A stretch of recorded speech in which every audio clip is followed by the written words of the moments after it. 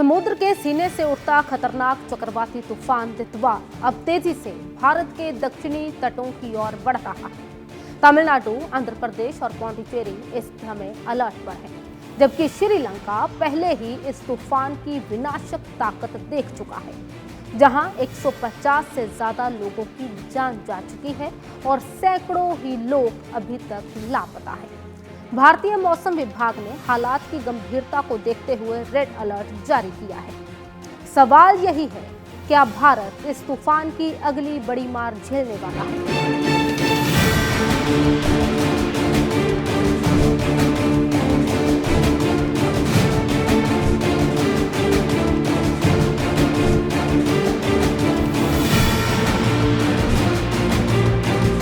श्रीलंका में भारी तबाही मचाने के बाद चक्रवाती तूफान दितवा भारत के दक्षिण तटीय राज्य तमिलनाडु, आंध्र प्रदेश और पौंडीचेरी की दहलीज पर आ धमका है।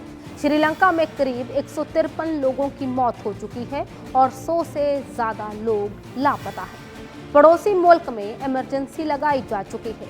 दिन भर तूफान की बढ़ती रफ्तार और इसके असर को देखते हुए मौसम विभाग ने 3 राज्यों के लिए रेड अलर्ट जारी किया, जबकि केरल में भी भारी बारिश की आशंका है। आईएमडी ने पुष्टि की है कि चक्रवात वर्तमान में बंगाल की खाड़ी में श्रीलंका के पास केंद्रित है और उत्तर पश्चिम दिशा में तेजी से बढ़ रहा है। आईएमडी के अनुसार तूफान के प्रभाव से तमिलनाडु और पौंडीचेरी के आसपास समुद्री हवाओं की गति 70 से 80 किलोमीटर प्रति घंटे तक पहुंच गई है, जिसकी झोंकों में यह 90 किलोमीटर प्रति घंटे की रफ्तार को छू सकती है। तटीय इलाकों और विशेष रूप से रामेश्वरम में तेज हवाओं के साथ समुद्र में 8 मीटर तक ऊंची विशाल लहरें उठती देखी गई हैं। आईएमडी ने चेतावनी दी है कि यह चक्रवात रविवार सुबह तक तमिलनाडु और पौंडीचेरी तट से केवल 50 से 60 किलोमीटर की दूरी से गुजरेगा, जिसका असर शाम तक महसूस होता रहेगा। मौसम विभाग ने खड़ी फसलों को नुकसान होने की आशंका भी जताई है। हालांकि बड़े संरचनात्मक नुकसान की उम्मीद कम है।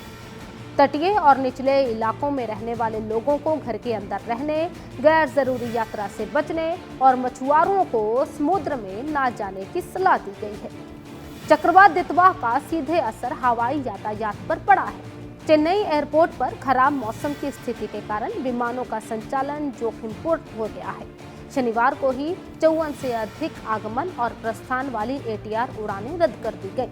एयरपोर्ट अथॉरिटी ऑफ इंडिया ने सूचित किया कि रविवार को स्थिति और चुनौतीपूर्ण हो सकती है, जिसके लिए 36 घरेलू और 11 अंतर्राष्ट्रीय उड़ानें पहले ही रद्द करने की तैयारी की गई है। यात्रियों को लगातार अपनी एयरलाइन से संपर्क में रहने की सलाह दी गई। बिगड़ते हालात और कानून व्यवस्था पर बढ़ते खतरे को देखते हुए श्रीलंका के राष्ट्रपति ने देश भर में आपातकाल की घोषणा कर दी है। संकट के इस घड़ी में भारत ने नेबर फर्स्ट नीति के तहत तुरंत ऑपरेशन सागर बंधु शुरू किया। भारतीय वायुसेना ने एक C-130 और एक IL-76 विमान से 21 टन राहत सामग्री और 80 से अधिक NDRF कर्मियों और 8 टन उपकरण कोलंबो पहुंचाए हैं। NDRF की 2 टीमों ने सुबह से ही कोलंबो में लैंड किया और बचाव और राहत कार्य में जुटे रहे, जिससे यह स्पष्ट संदेश गया कि संकट में भारत अपने पड़ोसियों के साथ मजबूती से खड़ा है।